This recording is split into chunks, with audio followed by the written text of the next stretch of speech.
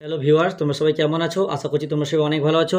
আজকে আমি তোমাদেরকে ষষ্ঠ শ্রেণী গণিত ও এই বইটির 194 পৃষ্ঠার 8 এবং 9 নম্বরের অঙ্কগুলো সুন্দর করে বুঝিয়ে সমাধান করে দেখাবো। আগের দিন প্রথম পার্টে আমি 6 এবং 7 নম্বরের অঙ্কগুলো সমাধান করে দেখেছিলাম, ঠিক আছে?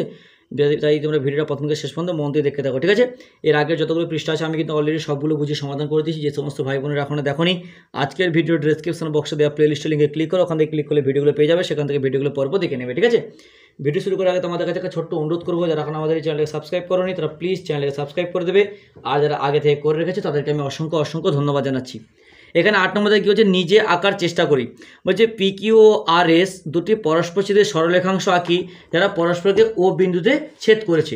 তাহলে এখানে দেখো কী বলছে, পি কিউ আর আর এস দুটি পরস্পরচ্ছেদের সরলরেখাংশ, ঠিক আছে? তাহলে এখানে আমার কত নম্বর আছে? 8 নম্বর দাগের 1।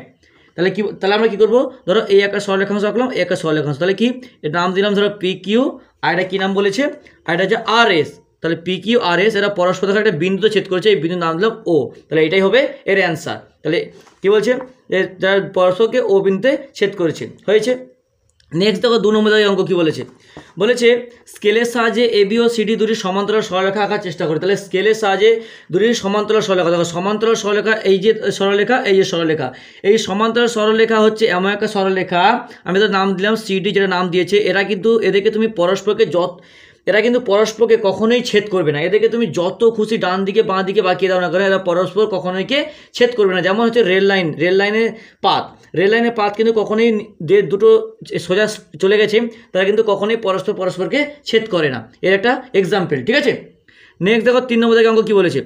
3 নম্বর বলেছে এম এন একটি রশ্মি আঁকি যার মধ্যে এস একটি বিন্দু থাকবে। তাহলে এম এন একটা রশ্মি, তাহলে আমি কী করবো, এম এন একটা, এই ধরো এম এন একটা, নাম দিলাম এম এন, এই একটা রশ্মি আঁকলাম, এর মধ্যে একটা বিন্দু বলেছে যার নাম কি, যার নাম হচ্ছে এস, ঠিক আছে?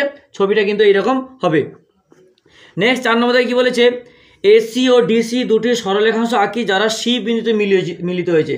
তাহলে এসি আর ডিসি, দেখো তাহলে কি এসি আর ডিসি, তাহলে এই একটা আঁকলাম, এই একটা সরলরেখা, তাহলে এসি, তাহলে এসি আর একটা ডিসি, এসি আর ডিসি কী হচ্ছে, এসি ডিসি সরলরেখা দ্বারা পরস্পর সি বিন্দুতে মিলিত। দেখো এই যে এসি ডিসি, এই সরলরেখাংশ এবং এই সরলরেখাংশ দুটি কিন্তু একটা বিন্দুতে ছেদ করেছে, যে বিন্দুর নাম দিয়েছি আমি সি।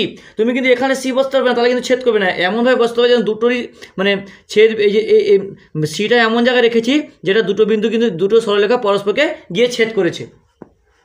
নেক্সট দেখো 9 নম্বরের অঙ্কগুলো কী বলেছে। 9 নম্বরের অঙ্কগুলো একটু ভালো করে বুঝতে হবে আমাদেরকে। কী বলছে দেখো, বলছে নিচে ছবি আঁকি ও ফাঁকা করে স্কেল দিয়ে মেপে দেখি। তাহলে কী বলছে, নিচে ছবি এঁকে ফাঁকা করে স্কেল দিয়ে মেপে দেখতে বলেছে। দেখো এখানে P Q R S, P Q R S, আমরা প্রথম কী করবো, প্রত্যেকটা দৈর্ঘ্য ভালো করে মেপে নেব।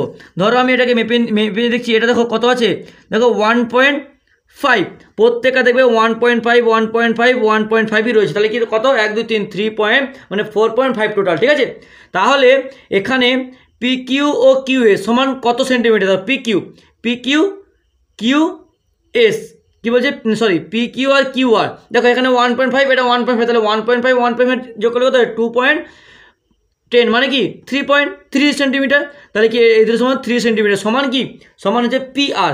দেখো এইটা প্লাস এইটা সমান কি, পুরোটা দৈর্ঘ্য পি আর, বুঝতে পেরেছো?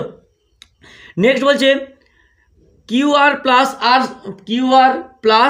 আর এস, তাহলে কিউ আর কোথায়, এই যে কিউ আর প্লাস আর এস, তাহলে 1.5 কত করলে যোগ করলে কত হবে, 3 সেন্টিমিটার, তাহলে 3 সেন্টিমিটার হবে। তাহলে এই যে দেখো কিউ আর আর এটা আর এস সমান কি কিউ এস, তাহলে এই পুরোটা দৈর্ঘ্য, তাহলে এটা হবে কিউ এস সেন্টিমিটার।